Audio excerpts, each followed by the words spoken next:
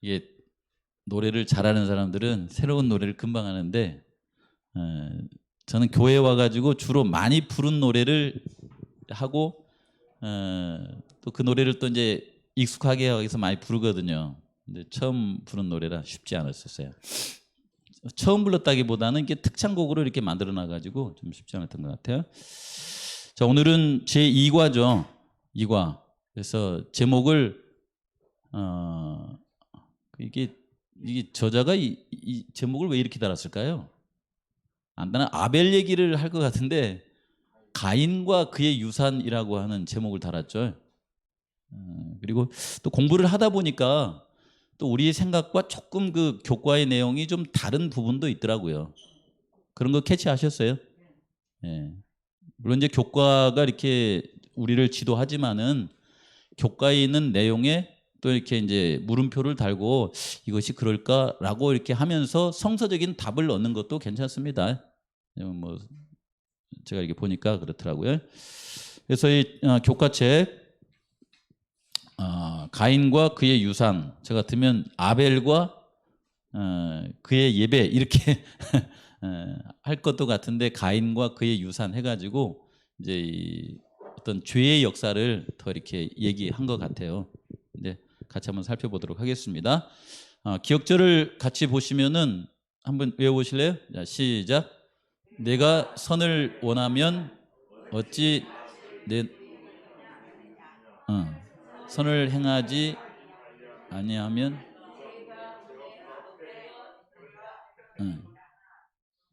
예. 다시 이거 이 보고 해주세요. 내가 선을 행하면 시작. 내가 선을 행하면 어찌 낯을 들지 못하겠느냐. 선을 행하지 아니하면 죄가 문에 엎드려 있느니라. 죄가 너를 원하나 너는 죄를 다스릴지니라. 창세기 4장 7절 말씀. 누구에게 한 말이에요? 가인에게. 누가요? 하나님이 아니고 성경절에는 뭐라고 했냐면 여호와가 이렇게 했어요. 조금 이제 그 1과 2과를 공부하면서 하나님이라는 칭호와 여호와 하나님이라는 칭호, 그다음에 여호와라고 하는 칭호 이걸 쓸 때에 아마 조금 다르게 좀 썼다 이렇게 느끼고 있잖아요. 그래서 하나님은 이제 창세기 1장에 그분께서 능력이 있으신 어떤 초월자이신 그런 분께서 이 세상을 만드실 때 하나님이 태초에 뭐 이렇게 창조하시다 이렇게 하고 그다음에 아담과 하와와 조금 가깝게 이제 다가가실 때는 뭐라고 했어요? 여호와 하나님이 이렇게 했죠. 그다음에 이제 창세기 4장에는 뭐라고 하냐면 뒤에 하나님도 빼고 뭐라 그래? 여호와가 이렇게 여호와 이렇게 합니다. 좀 가까워진 그런 느낌으로 좀 보시면 여기에 대한 이해가 조금 더 잘 될 것 같아요. 그렇죠? 그러면 창세기에서 창조 그리고 아담과 하와를 이렇게 하와가 타락을 하고 그 다음에 에덴 동산에서 이렇게 쫓아냈다고 했는데 쫓아냈다는 그 느낌이 우리 성도님들 어떠세요? 쫓아냈어요? 아니면 마치 그 이 시집 가는 딸을 시댁에 이렇게 보내는 것처럼 내보냈어요? 이게 이 언어는 그 속에 있는 의미를 많이 생각하셔야 돼요. 어떤 사상이죠. 예. 이게 성경은 사상 영감으로 된 책이잖아요. 그래서 이 쫓아냈다 이 말은 뭐냐면 하나님이 쫓아냈으면은 누가 또 불러들여야 돼요.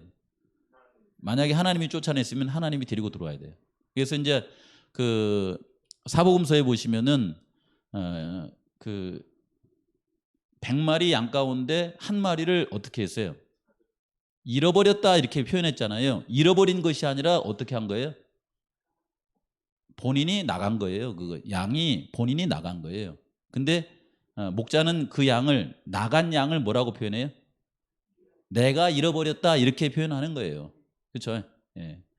그다음에 그 저기 탕자의 비유에서도 마찬가지잖아요. 탕자가 재산 달라고 그래가지고 나간 거잖아요. 근데 아버지가 뭐라고 하냐면 내가 잃었다가 자식을 다시 찾았다 이렇게 표현을 하죠. 그 이제 그 아버지 마음으로 그것을 써놓은 거예요, 이것이요. 그래서 그런 부분도 같이 생각해 보면 좋습니다. 어, 그리고 창세기 3장과 이게 4장은 이제 하면서 지난주에 이제 창세기 3장을 공부하셨고 4장을 공부하셨는데 창세기 3장에서 이제 죄가 시작이 되잖아요. 그리고 4장에도 역시 가인을 통하여서 죄가 이렇게 나오는 걸 보게 되고 창세기 3장에 아담과 하와가 죄를 지었을 때에 땅이 저주를 받잖아요. 근데 이 4장에 보시면 가인이 죄를 지었을 때 또 땅이 저주받는 대목이 이렇게 나오고 에덴 동산에서 내보내는 장면이 나오고 그다음에 이 가인이 범죄를 했을 때에 아담과 하와를 이렇게 떠나는 장면을 표현할 때 여호와의 낯을 피하여 또 이렇게 헤어지는 장면이 나오고 이런 장면이 나오죠. 그러면서도 이 말씀 가운데서 어떤 창세기 3장과 그다음 3장 15절과 그 뒤에 나오는 어떤 예언이 이렇게 성취되는 그런 장면을 이렇게 찾아볼 수 있습니다. 성경을 이렇게 옛날에 신계호 목사님이 그런 말씀하셨어요. 성경은 창세기부터 계시록까지 이렇게 빨랫줄 긋듯이 쭉 나와 있는 어떤 중심적인 어떤 하나님의 메시지가 있어요. 그것이 뭐냐면 창세기 3장 15절의 예언을 통하여서 우리에게 비록 우리가 죄를 지었지만은 죄악 세상에 살아가고 있지만은 그 죄악 세상에서 죄에서 우리를 구원하실 누구에 대한 얘기가 쭉 나왔다고 그래요. 이렇게 메시아, 그렇죠. 여인의 후손 예수 그리스도에 대한 예언이 쭉 이렇게 나와 있어요. 그것이 하나의 우리에게 큰 희망이 이렇게 됩니다. 그렇죠? 창세기 이제 그 4장과 이제 5장을 읽어 보시면은 이제 아담과 하와가 이제 그 자녀를 낳잖아요. 그래서 뱀의 후손과 여인의 후손이 서로 이렇게 원수가 된다고 했는데 뱀의 후손이 가인의 후손으로부터 해가지고 한 7세 손 아담의 7세 손이 누가 나오냐면 라멕이 나오죠. 그런가 하면은 아담과 하와가 아벨을 놓고 아벨이 죽고 난 다음에 누가 태어났어요? 셋이 태어나면서 아담의 7세 손이 누가 나와요? 에녹이 나와요. 그렇죠? 하나님과 멀어진 라멕, 하나님과 가까워진 에녹, 이런 얘기가 이렇게 그 창세기 4장 5장에 이렇게 나와 있는 것을 볼 수가 있습니다. 아마 제가 이렇게 연도로 이렇게 계산을 해보니까요, 대략 라멕이 그렇게 이게 대담하게 하나님을 떠나고 그 다음에 에녹이 하나님과 그렇게 친근한 시간을 보냈던 그 시간이 약 700년. 그러니까 아담이 이제 죄를 짓고 나서 700년 후에 그런 모습을 이렇게 보여주더라고요. 그리고 나서 아담의 세대가 이제 노아 홍수를 통해서 이렇게 망하게 되는 때가 언제 정도 돼요? 이렇게 몇 년, 창조 후에 몇 년 정도 지난 것 같아요. 여기 보시면 1656년 정도로 이렇게 계산을 합니다. 1656년. 무드셀라가 죽던 해에 뭐가 났어요? 홍수가 난 거예요. 무드셀라가 죽던 해에 홍수가 이렇게 났다고 그래요. 그가 죽으면 홍수가 날 거라고 하는 어떤 상징적인 그런 이름이 무드셀라잖아요. 이렇게. 그렇죠? 자, 그래서 이 창세기는 1장부터 11장과 12장부터 50장이 좀 다르게 이제 표현되지 않습니까? 1장부터 11장은 사건 위주로 기록이 되고 그다음에 12장부터 마지막까지는 어떤 사람, 믿음의 부조 중심으로 이게 기록이 되어 있는데 오늘은 여기에 창조와 타락에 이어서 예배, 가인과 아벨의 예배를 중심으로 해서 한번 좀 같이 살펴보도록 하겠습니다. 첫째 날 가인과 아벨의 출생에 관한 그 말씀이 나와 있어요. 여기 창세기 4장 1절 2절에 보면은 아담이 그의 아내 하와와 동침하매 하와가 임신하여 가인을 낳고 이르되 내가 누구를 말미암아 여호와로 말미암아 득남하였다 하니라. 그가 또 가인의 아우 아벨을 낳았다. 이렇게 나오죠. 예. 이제 창세기 3장을 건너서 이렇게 4장에 넘어올 때에 아담과 하와는 무엇보다도 이제 창세기 3장 15절에 약속하신 여인의 후손이 이게 태어나서 그들을 죄 가운데서 구원해 주시기를 마음 가운데 굉장히 열망을 했다 그러잖아요. 그래서 이제 아담과 하와가 이제 낳은 첫 아들이 누가 되기를 마음속에 소원했냐면 가인이 바로 창세기 3장 15절에 약속한 여인의 후손, 그들을 구원할 메시아가 되기를 마음 가운데 바라면서 이름을 지었다고 그러잖아요. 그래서 가인의 이름의 뜻이 내가 여호와로 말미암아 득남하였다. 다른 말로 하면 뭐예요? 이분이 메시아다라고 하는 그런 마음이죠. 첫 아들 장남에 대한 기대를 여기다가 이렇게 듬뿍 실어가지고 바로 이 첫 아들이 우리를 구원할 메시아다라고 하는 그런 생각으로 가인의 이름을 지었다고 하지 않습니까? 그런가 하면은 두 번째 아들은 이렇게 지었는데 뭐 다른 설명이 있어요, 없어요? 없어요. 그래서 두 번째 아들 이름을 뭐라고 지었어요? 아벨. 아벨의 뜻이 뭐라 그래요? 예, 뭐 이제 히브리어로 헤벨이라고 해서 전도서 1장 2절에 있는 말씀처럼 허무하다, 공허하다라고 하는 뜻을 가진 이름을 여기다 붙여놨어요. 예, 헛되다 이런 뜻을 좀 그렇죠. 장남한테는 저렇게 좋은 이름을 붙여놓고 두 번째 아들 이름에다가는 허무하다라고 하는 그런 이름을 붙여놓은 것이 제 마음이 좀 그렇더라고요. 조금 이따 제가 거기에 대한 말씀을 좀 잠깐 드려볼게요. 그래서 이 시대소망에 보시면은 왜 그렇게 지어놨냐면 구주의 강림은 에덴에서 예언이 되었는데 아담과 하와는 이 약속을 처음 듣고 이 약속이 속히 성취되기를 고대하였다. 그들은 그들의 맏아들이 구주이기를 바라면서 그 아들을 기쁨으로 환영하였는데 그런 마음의 뜻에서 가인이라고 이렇게 이름을 지었다 이렇게 말하고 있습니다. 그렇죠? 예.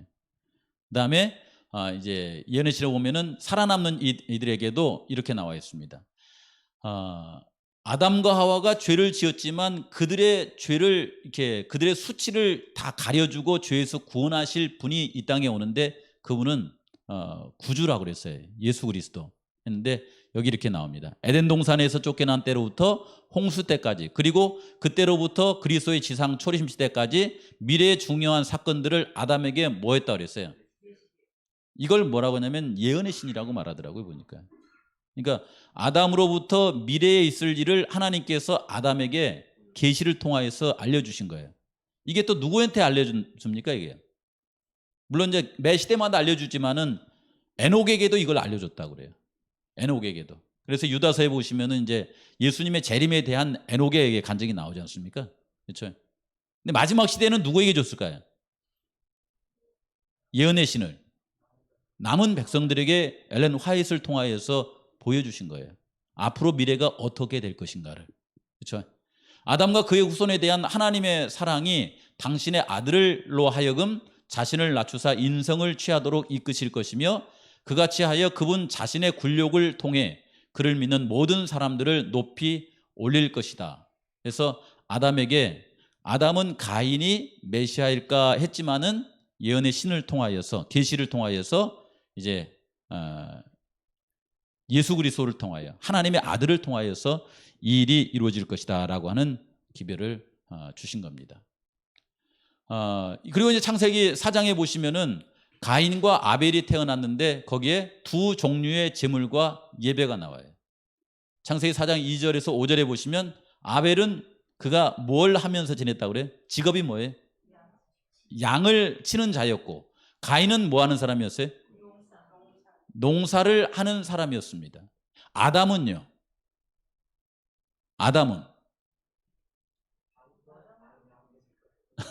2장에 보시면 경작에 관한 그 내용이 힌트가 이렇게 나오기 때문에 땅을 돌본 걸로 또 이게 창세기 3장에 보시면은 아담이 이렇게 땅에서 땀을 흘린다라고 하는 것을 통해서 보시면은 아마 이렇게 그 가인이 했던 그 일을 하지 않았을까 뭐 이렇게 연상하기도 해요. 왜냐하면 이 교과에 굳이 이렇게 말하면서 가인은 농사를 지었기 때문에 그 농사를 짓는 사람의 마음, 그 다음에 아벨은 양을 치는 사람이었기 때문에 양을 치는 사람의 마음을 이렇게 피력했지만은 그 김상래 목사님은 그것과는 그렇게 연결하기 힘들다 이렇게 표현을 하더라고요. 어쨌든 그들이 그렇게 하면서 살아가다가 세월이 지난 후에 가인은 땅의 소산으로 제물을 삼아 여호와께 드렸어요. 예배를 드릴 때에 땅의 소산으로 그가 농사를 지었기 때문에 땅의 소산으로 드렸을까요? 농사를 지었기 때문에 땅의 소산으로 예배를 이 제물을 삼아서 여호와께 드렸을까요? 꼭 그러지는 않다는 것입니다. 예, 꼭 그러지는 않다. 아벨은 자기도 양의 첫 새끼와 그의 기름으로 드렸더니 여호와께서 아벨과 그 제물을 받으셨으나 가인과 그 제물은 어떻게 했어요?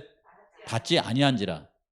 여기서 꽤 이렇게 시간이 지난 듯한 세월이 지난 후에라고 이렇게 표현했으니까 꽤 시간이 지나면서 아담과 하와가 가인과 아벨에게 하나님께 어떻게 예배를 드려야 될지를 가르쳤을까요? 안 가르쳤을까요? 가르쳤음에 분명하죠. 그러죠. 그래서 그들이 예배를 드릴 때는 하나님께 나아갈 때 어떻게 나아가야 돼요? 그 에덴 동편 그 그룹 천사가 있는 그곳, 마치 그 하나님의 영광이 불칼처럼 있는 그곳, 그렇죠? 그곳에 나아갈 때에 어떻게 나아가야 돼요? 기본적인 예배가 피 흘림이 있는 예배를 가지고 가야 돼요. 쉽게 말하면은 양을 잡아서 제물로 드리면서 하나님께 나아가는 예배의 방식을, 하나님께 나아가는 방식을 아담과 하와가 가인에게 그다음에 아벨에게 가르쳤을 거예요. 그렇죠? 그런데 이제 가인은 그것을 마음에 어떻게 생각했어요? 마땅하게 생각하지를 않았어요. 마땅하게. 아벨은 그것을 믿음으로 이렇게 받아들였고, 그렇죠? 그래서 이 가인이 여기 뭡니까? 땅의 소산으로 제물을 드린 것은 그의 마음 속에 그냥 뭐 이렇게 그것이 아니라 그가 예배를 드리면서 고의로 그렇게 한 거예요. 이렇게. 그래서 거기에 대해서 이제 이렇게 말을 합니다. 여러분, 우리가 하나님께 그 예배를 가지고 나갈 때 중요한 것이 있습니다. 가인이 드린 농산물, 그 다음에 아벨이 드린 양의 새끼입니까? 그렇습니까? 제물이 중요합니까? 하나님께 예배 드릴 때 제물이 중요합니까? 중요해요.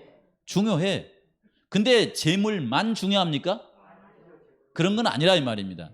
그 흔적이 어디에 나오냐면은 미가서 6장하고 이사야 11장에 보니까 하나님께서 원하시는 제물을 가지고 나갔어요. 근데 이들이 진실한 마음을 가지고 안 나갔을 때에 하나님은 이 예배를 안 받으신다고 그래요. 그래서 제물 플러스 뭐가 필요하냐면은 여기 보시면 마음이 필요하다는 거예요. 여기 있죠. 시편 51편이면 하나님께서 구하시는 제사는 상한 심령이라 하나님이여 상하고 통회하는 마음을 주께서 멸시치 아니하리다. 그러니까 제물도 필요하고 뭐도 필요한 거예요? 하나님께 겸손하게 나아가는 마음도 필요한 거예요. 그런데 이 앞에 보시면은 가인이 농산물을 가지고 이렇게 나아가서 예배드릴 때는 이런 마음으로 가지고 나갔다고 그래요. 실물교훈에 가인의 마음을 이렇게 잘 표현을 해줘요. 제가 이 부조와 선지자에 있는 그 처음 서론에 보니까 예언의 신을 우리가 읽을 때 왜 예언의 신을 우리에게 줬냐 이렇게 써놓은 부분에 보니까 뭐라고 했냐면은 성경을 읽으면은 자세히 잘 알지 못하는 그 구체적인 것을 예언의 신은 화이편을 통해서 구체적으로 이렇게 설명해 주기 때문에 우리에게 많은 도움을 준다 이렇게 써놨더라고요. 그렇죠? 그래서 이 가인의 마음을 실물교훈에다가 이렇게 써놓은 거예요. 가인은 농산물을 가지고 나가면서 스스로 의롭다고 생각했어요. 쉽게 말하면은 자기의 죄를 사하는 피 흘리는 제사가 필요가 없다 이렇게 생각한 거예요. 스스로 의롭다고 생각하고 하나님께 감사의 제물만 가지고 왔어요. 감사의 제물 자체는 좋은 거예요, 안 좋은 거예요? 좋은 거예요. 그러나 자기가 이렇게 스스로 의롭다고 생각하는 것은 말하자면 자기를 속인 거죠. 하나님을 속인 거죠. 그렇죠? 그는 죄를 고백하지도 않았고 하나님의 자비의 필요도 인정하지 않았다. 이렇게 나오더라고요. 그래서 가인이 그 농산물만 가지고 나갔더라고요. 말하자면 피 흘림이 있는 제사를 드리지 않는 이유에 대해서 써놓은 것입니다. 하지만 히브리서 9장 22절에 보시면은 피 흘림이 없은즉 뭐가 없다 그랬어요?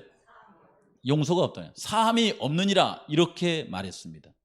그런데 아벨이 이렇게 나아갈 때는 어떤 마음으로 나갔냐면 그가 이게 피 흘림이 있는 양의 새끼를 가지고 나갔고 그는 겸손한 마음으로 말하자면 통회하는 마음으로 하나님께 나갔다 이렇게 표현하더라고요. 아벨은 하나님의 어린 양을 예표하는 피를 가지고 나왔다. 그는 나올 때에 자기 자신이 죄인이며 잃어버린 바 되었다는 것을 자복했다. 그의 유일한 소망은 공로 없이 주시는 하나님의 사랑을 받는 것이었다. 주께서는 아벨의 재물을 돌아보셨으나 가인과 그의 재물은 돌아보지 아니했다. 이렇게 나와 있더라고요. 분명하죠. 예. 우리도 예배를 이렇게 드리러 교회에 이렇게 나올 때에 아벨처럼 나올 수도 있고 가인처럼 나올 수도 있죠. 그렇죠. 어떤 것 같아요? 사람은 여기에서 우리는 이제 아벨이 참 믿음의 길을 걸어갔다고 생각하니까 아벨을 이렇게 유의하여서 이렇게 보지만은 사람은 죄가 이 땅에 들어오면서부터 아담과 하와는 어떻게 했어요? 죄를 이렇게 핑계댔잖아요. 이렇게 핑계대죠. 그 다음에 가인은 어때요? 자기가 죄를 안 지은 척 했어요. 그렇죠. 조금 이따 보면 나옵니다. 그 다음에 라멕은 어떻게 해요? 자기가 죄를 지어놓고도 뻔뻔하게 했어요. 죄가 우리를 이렇게 만들더라고요. 죄를 변명하거나 죄를 숨기거나 죄를 뻔뻔하게 얘기하면서 부끄럽지 않게 얘기는 그런 사람으로 죄가 우리를 만들어 버리더라고요. 그렇죠? 예. 히브리서 11장 4절에 있는 말씀에 보시면은 아벨과 가인의 제사에 대해서 예배에 대해서 얘기하면서 이렇게 말합니다. 믿음으로 아벨은 가인보다 더 나은 제사를 하나님께 드림으로 의로운 자라 하시는 증거를 얻었으니 하나님이 그 예물에 대하여 증언하심이라. 그가 죽었으나 그 믿음으로써 지금 뭐 한다고 그랬어요? 말한다라고 하는 말씀을 우리에게 주고 있죠. 믿음으로써 우리에게 말한다. 첫날 하고 싶은 얘기가 많이 건너뛰어 버렸네. 시간을 내가 보니라고요. 이 아벨의 이제 그 예배에 대해서 이렇게 보면서 여기 있는 말씀 한번 가만히 생각해 보시기 바랍니다. 믿음으로 아벨은 가인보다 더 나은 제사를 하나님께 드림으로 의로운 자라 하시는 증거를 얻었다라고 했는데 아벨의 그 제사가 가인의 제사보다 더 나은 이유는 뭘까요? 뭐겠어요? 좀 더 비싼 걸 드렸을까요? 아니면 애통하는 마음으로 드린 그것 때문에 그럴까요? 왜 그럴까요? 예. 이것이 이제 그 성경은 예배에 대해서 한 목소리를 낸다라고 하는 것을 생각하시면은 이 목소리를 히브리서에서도 말씀하시지만은 바울의 서신서에도 똑같이 말합니다. 이것을. 그래서 이 자기의 죄를 이렇게 깨닫고 하나님 앞에 이렇게 나아갈 때에 그는 이런 식으로 이렇게 나아갔을 때에 요 디도서에 있는 말씀이 말하자면 창세기 4장에 그다음에 히브리서 11장에 있는 말씀을 그대로 이렇게 반영하는 말씀이에요. 이것이요. 여기 보시면 뭐라고 했냐면 우리 구주 하나님의 자비와 사람 사랑하심이 나타날 때에 우리를 구원하시되 우리의 행한 바 의로운 행위로 말미암지 아니하고 그랬죠. 오직 그의 긍휼하심을 따라 중생의 씻음과 성령의 새롭게 하심으로 하셨나니 우리 구주 예수 그리스도로 말미암아 우리에게 그의 성령을 풍성히 부어주사 우리로 그의 은혜를 힘입어 어떻게 하셨어요? 의롭다 하심을 얻어 영생을 소망을 따라 상속자가 되게 하려 하심이라. 되게 길게 써놨죠. 근데 이것이 뭐냐면 아벨의 제사와 같은 거예요. 이것이 아벨의 제사와 같은 겁니다. 우리는 하나님의 은혜로 말미암아 예수 그리스도를 믿음으로 우리가 의롭다 하심을 받아가지고 다시 에덴 동산으로 돌아갈 수 있는 그런 특권을 얻은 거예요. 그렇죠? 네. 재림교회는 성경의 음성을 말합니다. 그렇죠? 우리 성도님들도 나아가서 이렇게 말할 때에 성경에서 말하는 말씀을 나누고 살아가시죠. 그렇죠? 그럴진데 여기에 있는 바울의 음성이 우리에게 그대로 해서 당신이 구원받았습니까? 라고 이렇게 말하면 예수 그리스도의 은혜로 제게 구원을 주셨습니다. 이렇게 말할 수 있어야 돼요. 나의 의로운 행위로 구원받은 것이 아닙니다. 내가 안식일을 잘 지키고 그 다음에 뭐 11조를 잘 구별하고 그 다음에 살아가시면서 이 아벨처럼 하나님의 말씀에 순종한다고 살아가지만 나의 순종 때문에 구원받은 것이 아니라 그리스도의 은혜로 말미암아 제가 하나님의 자녀가 되었고 영원한 하늘을 상속받을 수 있는 하나님의 자녀가 되었습니다. 상속자가 되었습니다. 이렇게 말할 수 있어야 돼요. 그렇죠? 이 말이 미쁘도다. 원하건대 너는 여러 것에 대하여 굳세게 말하라. 이는 하나님을 믿는 자들로 하여금 조심하여 선한 일을 힘쓰게 하려 함이라. 이것은 아름다우며 사람에게 유익하다라고 하는 말씀을 우리에게 주고 있습니다. 오늘은 창세기 4장에 여기 교과서 세 번째 날에 있는 말씀을 조금 이게 무슨 말씀일까? 라고 이렇게 생각하고 맞춰야 돼요. 이제 가인의 예배를 드리고 아벨이 예배를 드리면서 가인의 마음속에 몹시 마음이 상했습니다. 그 얘기를 이제 셋째 날 이렇게 합니다. 창세기 4장 5절 10절에 있는 말씀에 보시면은 가인이 몹시 분하여 안색이 변했다고 그랬죠. 분이 나고 안색이 변했어요. 여호와께서 가인에게 이르시되 내가 분하여 함은 어찌 됨이며 안색이 변함은 어찌 됨이냐 하고 오늘 기억절에 있는 말씀을 주시죠. 사실 오늘 기억절에 있는 말씀은 기억이 잘 되면은 6절 7절을 같이 외우는 게 좋아요. 이어서 나온 말씀이기 때문에. 여호와께서 가인에게 이르시되 내가 분하여 함은 어찌미며 안색이 변함은 어찌 됨이냐 하면서 오늘 기억절인데 기억절 한번 해볼까요? 시작. 내가 선을 행하면 어찌 낯을 들지 못하겠느냐. 선을 행하지 아니하면 죄가 문에 엎드려 있느니라. 죄가 너를 원하나 너는 죄를 다스릴지니라. 이렇게 말씀하죠. 이어서 나온 말씀이 여기 보시면 가인이 그 아우 아벨에게 말하고 그들이 들에 있을 때에 가인이 그 아우 아벨을 어떻게 했어요? 이런 일이 있을 수 있습니까? 사실 이게 이 안에 많은 그 마음의 흐름이 있겠죠. 어떻게 형이 동생을 이 일로 인하여서 쳐 죽일 수가 있겠습니까? 여호와께서 가인에게 이르시되 내 아우 아벨이 어디 있느냐 했더니 가인이 어떻게 했어요? 죄를 숨겼죠. 아담과 하와는 변명을 했는데 가인은 숨겼어요. 내가 알지 못합니다. 내가 아우를 지키는 자입니까? 이렇게 말했죠. 그 다음에 10절에 보면 내가 무엇을 하였느냐? 내 아우의 핏소리가 땅에서부터 내게 호소하느니라. 이렇게 나오죠. 여기 있는 말씀부터 여기 있는 말씀이 우리에게 주는 메시지가 뭘까요?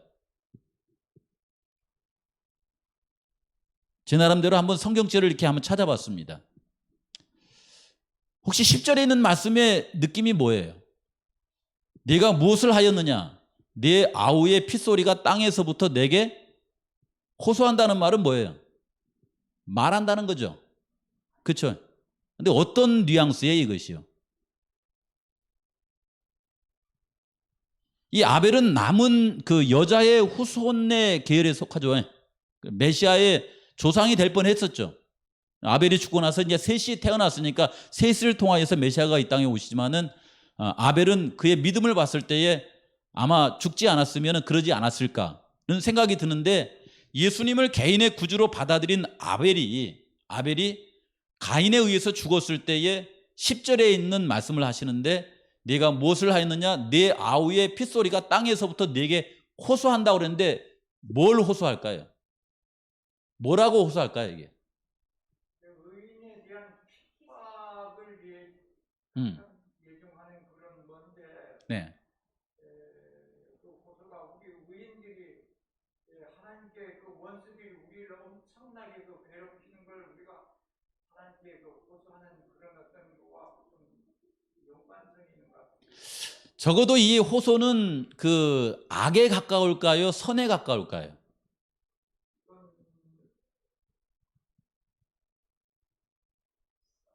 선에 가까운 걸로 봐야죠. 선에 가까울까요? 네, 선에 가까운 걸로 봐야죠. 다른 말로 하면은 예수 그리스도께서 흘리신 피의 속성에 같지는 않지만은 가까울까요? 가까울까요? 예. 이 말씀을 잘못 이해하면은 우리가 우리의 원수를 뭘로 갚고 싶은 마음이 생길 수 있냐면은 악으로 갚고 싶을 마음이 생길 수가 있어요, 이게. 제가 보니까. 근데 적어도 아벨은 죽으면서 가인에 대해서 악을 악으로 갚는 그런 모양으로 죽지는 않은 것 같아요. 그렇죠. 우리는 남은 백성들입니다. 그래서 그 이 인류의 역사가 이제 시작될 그때에 가인이 아벨을 이렇게 돌로 쳐 죽였는데 그런 환란이 이 인류의 역사의 마지막에도 일어날까요? 안 일어날까요? 일어날 거라고 그래요. 일어날 거라고 합니다. 많은 사람들이 환란과 핍박을 받고 또 뭐 순교하지 않으면 좋겠지만은 순교하는 일도 이게 있을 거라고 그래요. 그럴 때에 우리의 마음이 어떠해야 될까라고 하는 힌트를 좀 얻어들을 수가 있습니다. 한번 같이 살펴보도록 하겠습니다. 가인이 몹시 이게 분이 났잖아요. 분이 나가지고서는 이제 했는데 이때 이렇게 가인이 이렇게 몹시 분하여 안색이 변화했을 때 그 대상이 누굴까요? 대상이. 여기 교과에는 뭐라고 하냐면 첫째는 하나님에 대해서였어요. 하나님이 자신에 대해서 불공평하게 이렇게 다루신다라고 하는 생각 때문에 하나님에 대해서 그의 마음이 분이 났어요. 그렇죠? 두 번째는 누구냐면은 아벨입니다. 이 아벨은 그 가인이 그렇게 제사를 드릴 때에 바른 제사가 무엇인지 그가 알고 있었기 때문에 예언의 시내는 가인에게 설득을 했다고 나와요, 이렇게. 근데 하나님께서는 가인은 그 아벨의 말을 듣지 않고 자기 뜻대로 이제 농산물을 예배를 드렸을 때 하나님께서는 아벨의 제사는 받아주고 자신의 제사는 받아주지 않는 거에 대해서 그의 마음속에 무슨 마음이 들었을까요? 이걸 세 자로 이렇게 나오잖아요. 질투심이 이렇게 생겼다 이렇게 나옵니다. 자기 동생을 향한 질투심이 그의 마음속에 들어와서 그래서 가인은 심히 노하고 이렇게 아벨을 미워하는 그리고 아벨을 급기야는 이렇게 죽게 만드는 그 일을 한 것을 볼 수가 있습니다. 그렇죠. 그래서 이제 일이 됐는데 여기 보시면은 하나님께서는 이렇게 가인에게 찾아오실 때에 가인을 사랑하시는 분일까요? 아니면 가인을 뭐 이렇게 우리가 이제 말하자면 흑백 논리처럼 미워하시는 분일까요? 여기 디모데후서 전서 2장 4절에 보면은 하나님은 모든 사람이 구원을 받으며 진리를 아는데 이르기를 원한다라고 하는 말씀을 주셨고 그 다음에 부자선자 73페이지에 보시면은 가인은 하나님의 명령을 무시했음에도 불구하고 하나님께서는 그를 방임하지 않으시고 그처럼 불합리하게 행동한 그 사람과 뭐 하셨어요? 변론하셨다 이렇게 말합니다. 이 변론의 목적은 뭘까요? 같이 이 얘기하는 목적이 뭐예요? 그 이사야서 1장에 보시면 뭐라고 나와요? 서로 변론하자. 변론해서 뭐 하자는 거예요? 너희 죄가 주홍같이 붉을지라도 깨끗하게 해주겠다라고 하는 그런 목적으로 하나님께서 이렇게 서로 얘기하자라고 하는 것을 우리가 볼 수가 있습니다. 그리고서 이제 이 기억절에 있는 말씀이 이렇게 나오죠. 내가 선을 행하면 어찌 낯을 들지 못하겠느냐. 선을 행하지 아니하면 죄가 문에 엎드리느니라. 죄가 너를 원하나 너는 죄를 다스릴지니라. 이렇게 말했는데 이 말씀의 뜻이 뭘까 이런 생각을 해봤어요. 우리 교회 다니시면서 착하게 살라고 그러죠. 그렇죠. 종교의 형태를 띤 모든 종교는 다 나쁘게 살라고 그래요? 착하게 살라고 그래요? 다 착하게 살라고 합니다. 그건 재림교회도 마찬가지고 그 다음에 다른 교회도 어때요? 천주교회도 마찬가지고 그 다음에 기독교를 뛰어넘어 가지고서는 뭐 유교나 그 다음에 불교도 어때요? 착하게 살라고 그러죠. 근데 여기 창세기 4장 7절에 있는 말씀을 가인에게 한 의미가 뭘까요, 이걸? 한번 풀어서 한번 생각을 해보세요. 이 의미가 뭘까요?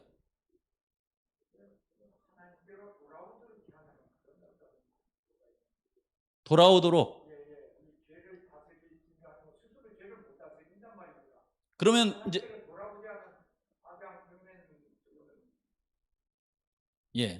그냥 제가 여기 찾은 그 성경책 한번 쭉 읽어볼게요. 그냥 한번 봐보십시오. 선을 다스리는 선을 행할 수 있는 거예요. 에베소 2장 8절에서 10절에 있는 말씀에 보면 뭐라고 했냐면은 너희는 그 은혜를 인하여 믿음으로 말미암아 구원을 받았으니 이것은 너희에게서 난 것이 아니요 하나님의 선물이라. 행위에서 난 것이 아니니 이는 누구든지 자랑하지 못하게 하려 함이라. 우리는 그가 만드신 바라 그리스도 예수 안에서 뭘 위해서요? 선을 위해서 우리가 은혜로 말미암아 만드심을 받았다라고 하는 말씀을 줍니다. 그렇죠? 빌립보서 1장 6절에는 너희 안에서 착한 일을 시작하신 분이 누구라고 그래요?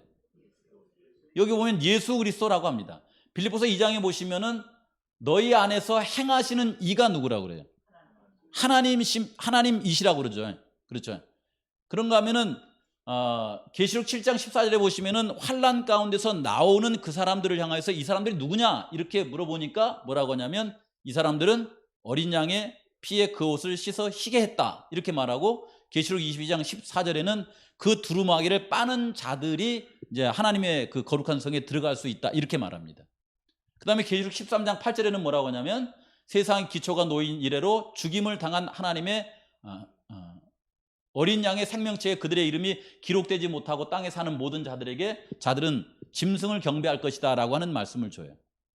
이것을 돌려서 다시 이제 그 창세기 4장 7절의 말씀과 같이 생각해 보시면은 가인이 그가 이렇게 자기 스스로 선을 행하면서 악을 다스릴 수 있는 그런 그 힘은 어디서 나오는 거예요?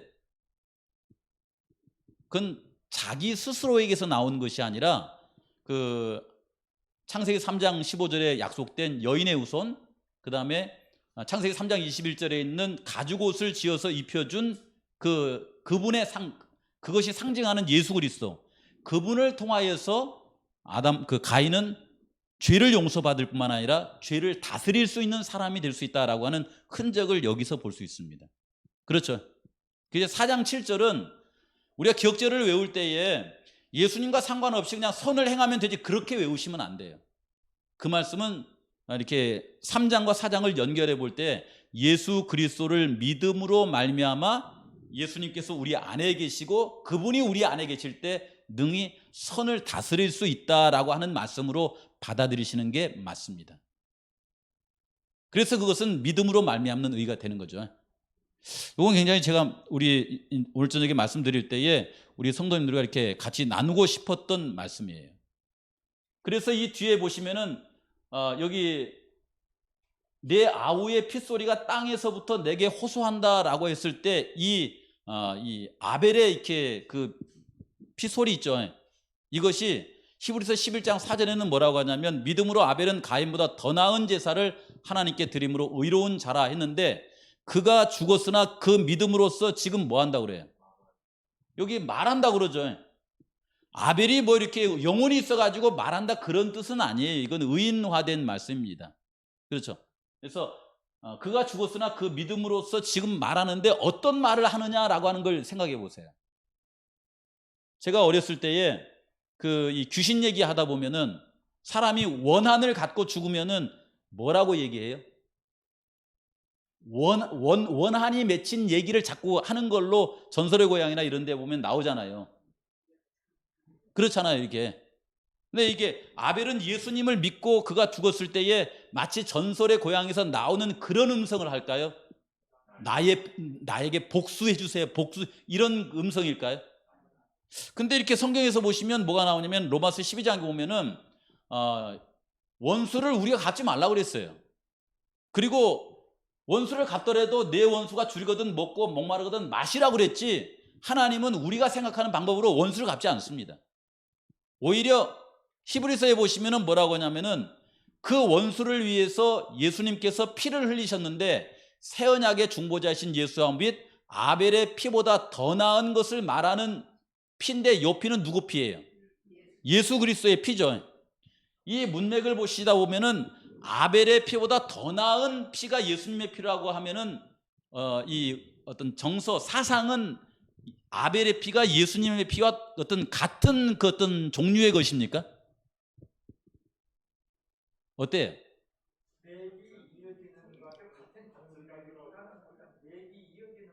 그렇죠. 그러니까 이 예수님의 피가 선한 것이라고 하면은 아벨의 피도 역시 예수님의 피처럼 선한 어떤 것일까요? 그렇게 보시라는 말입니다. 그렇게 보시라는 거예요. 우리가 너무 이제 선악을 이렇게 나누다 보시면은 이 재림교인들이 이렇게 살아갈 때에 일반 개신교인들이나 천주교인들이나 불교인들을 뭐 할 수 있어요? 정죄할 수 있습니다. 그건 무서운 거더라고 보니까요. 미워할 수 있습니다. 그거 아닙니다. 여러분. 오히려 재림 성도들이 나중에 예를 들어서 환난 가운데 흘려진 피가 있으면 우리의 피가 누구의 피를 닮아야 돼요? 예수 그리스도의 피를 닮아야 됩니다. 그런 마음으로 살아가야 되겠죠. 그래서 그 생각을 제 마음 가운데 하면서 이제 마치면서 이 생각을 했어요. 아담과 하와나 그 다음에 아벨이나 그 후에 믿음의 후손들은 늘 그들이 예배를 드릴 때에 어디에 가서 예배를 드렸냐면은 노아 홍수 전에는 이 쇠키나가 있는 그룹 천사가 있는 에덴 동편에 가서 제물을 가지고 와서 그곳에서 예배를 드렸거든요. 그곳이 어디냐면 이렇게 빛나는 곳이 뭐라 그래요 우리가? 화염검인데 훗날 성소에서 나올 때는 거가 어디예요? 쉐키나. 다른 말로 하면 거가 시은좌예요. 시은좌. 속죄소예요. 말하자면 하나님의 은혜가 이렇게 비쳐 나오는 속죄소인데 그 마음을 우리의 마음 가운데 갖고 살았으면 좋겠다라는 생각이 들더라고요. 그렇죠? 마음 가운데 이런 생각 해봅니다.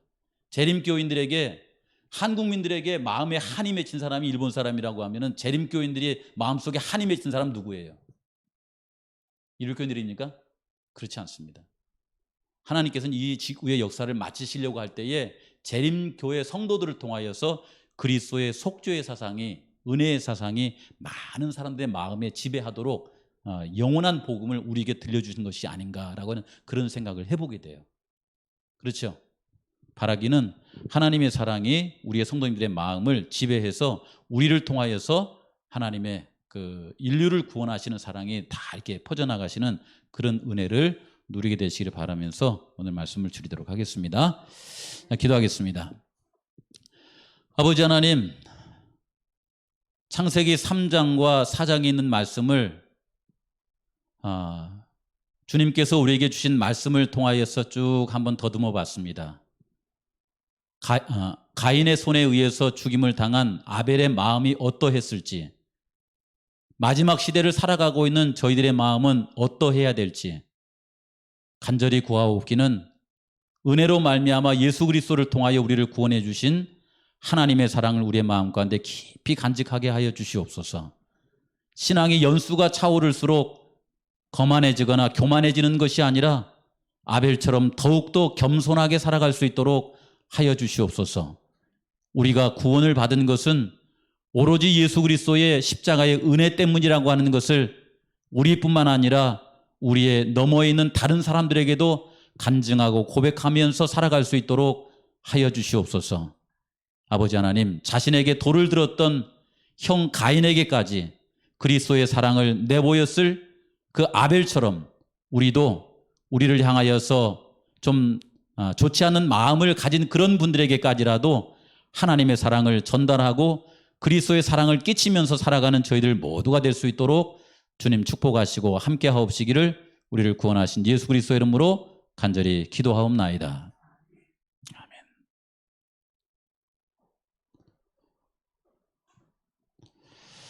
맞습니다.